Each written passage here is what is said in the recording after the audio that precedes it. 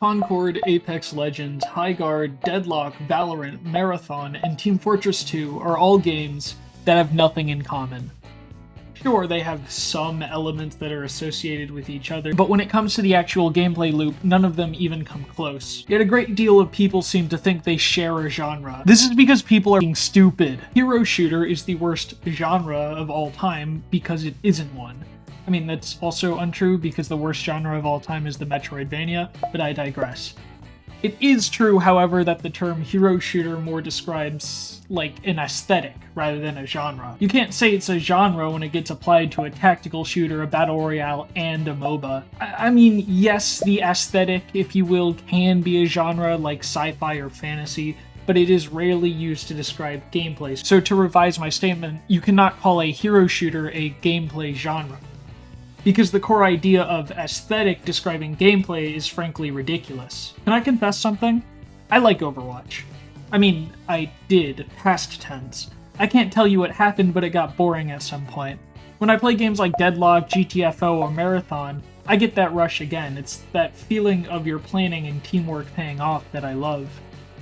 An objective-based shooter like Overwatch is the perfection of this, in theory, of course.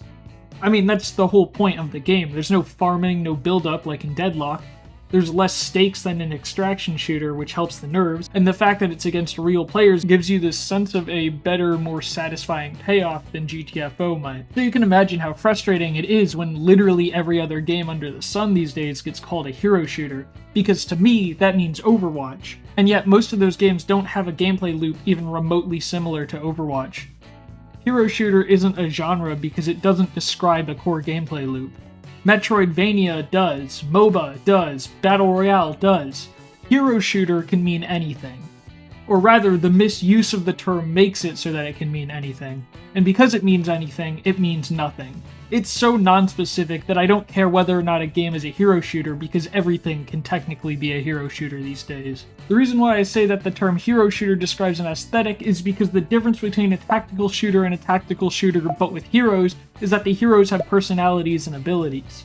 But those abilities are just the natural progression of the industry. It's not because hero shooters are some craze that industries latch onto. I mean, okay, they are, but that's not why we get so many games with built-in abilities. My point is that the natural progression of game genres is more complexity, which often comes in the form of abilities, which is often what makes the ignorant call a game a quote-unquote hero shooter, which is why I use the quotes, because they're wrong. Like, let's take a look at MOBAs for a second, because Deadlock is my current obsession. What was the original MOBA? A mod for StarCraft called Aeon of Strife. It took elements from the game, added heroes, and new gameplay. Following Aeon of Strife, we then got a mod for Warcraft 3 called Defense of the Ancients, or Dota. The mod took elements from the original game, added heroes, and new gameplay. With the release of Dota 2 and League, the concepts of the original Dota mod were expanded upon, with more complex itemization and abilities. Here are some rapid-fire examples. Call of Duty Black Ops, specifically the third, had operator classes that had built-in abilities and most notably Ultimate.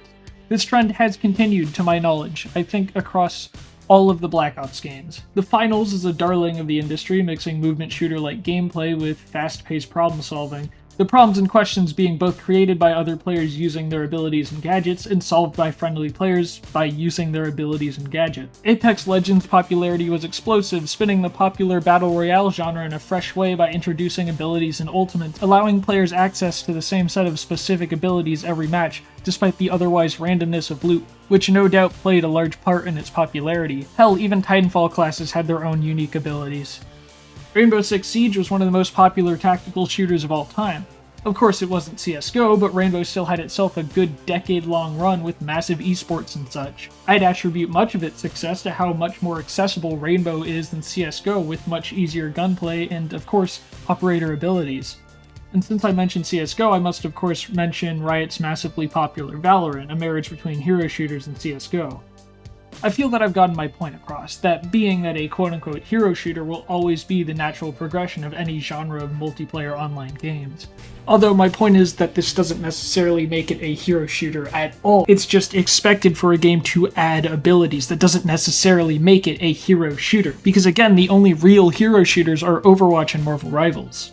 This is also why I hate the phrase hero shooter fatigue. It's such a fucking stupid saying. It describes feeling fatigue of not a gameplay loop, but a goddamn aesthetic. If you say you feel this fatigue, you're annoyed by the fact that your goddamn character has a voice and abilities. That's what you're complaining about. I mean, in reality, people aren't tired of hero shooters, but the term being used as a buzzword in and of itself is being tacked on to so many games with so little substance behind it because of how loosely people define what this means that it doesn't communicate any particular type of gameplay. If you tell your friend, hey, let's hop on a hero shooter tonight, you could be playing anything ranging between the finals to Valorant, the difference in gameplay being so different that hot swapping between the two would give anyone tonal whiplash. This so-called genre is thus perceived as oversaturated because people just tack it onto their games. The words themselves mean nothing. If you take the tag away, you can see that a game like Overwatch and Rainbow Six Siege are nothing alike and have extremely differing fan bases. To restate my point, a market for hero shooters exists if players consistently choose games with fixed characters, ability kits, and role expression over games without them, regardless of what labels we give those games. And after examining every example I've just given and their popularity, I can say with certainty that it's a design philosophy that players do prefer. That is to say, it is true that this is the natural progression of the industry. Highgard is the game that was hit by the quote-unquote hero shooter fatigue the hardest, despite the term's non-existence. How many of its haters have actually played the game? A conservative guess would be less than 1%. The game's actual gameplay loop was fun, innovative, and unique. Who the fuck cares about things like visual design and graphics if a game isn't fun? People who critique those things are the same reason we get the same slop over and over again. They're the reason we have Black Ops, hey Siri, what Black Ops are we on? 7? Fuck me. And yes, I know Highgard has no fans. That's literally the point. It never got the chance to have fans because nobody knew what the game actually was. And this is where the video stops being an analysis or essay or whatever for about 30 seconds because I actually do deeply care about why this game failed. Do you want to know why it failed? It's not because of Jeff Keighley hyping it up. It's not because it's a hero shooter. I mean, it's really not. It's because it has the worst trailer of all time. To give some context, this was a game I really wanted to be good. I love Titanfall. The first two games were some of my first MP games ever. Titanfall is the game that shook up the arcade MP industry so hard it caused COD to have an identity crisis. And I really just want another Titanfall.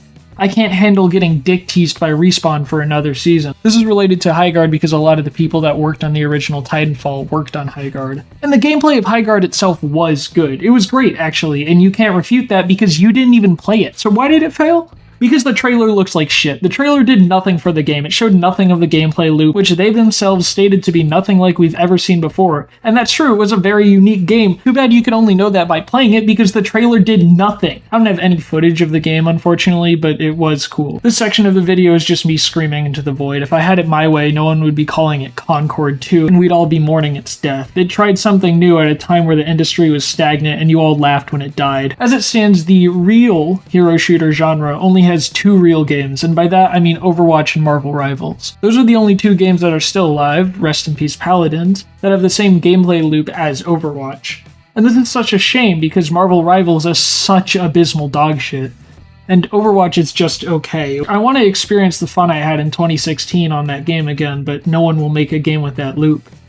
And it's for the same reason that Highgard died, because no one will give a hero shooter a chance anymore, neither investors nor the players. Or more importantly, because no one even knows what that phrase is supposed to mean anymore. My name is FighterJet, and thank you for watching. My opinion is objectively right, so if you also want people to stop misusing the term hero shooter, then do the engagement things. You know, hype, like, and comment on the video. I could totally go super viral with all this vitriol, anger, and low production quality.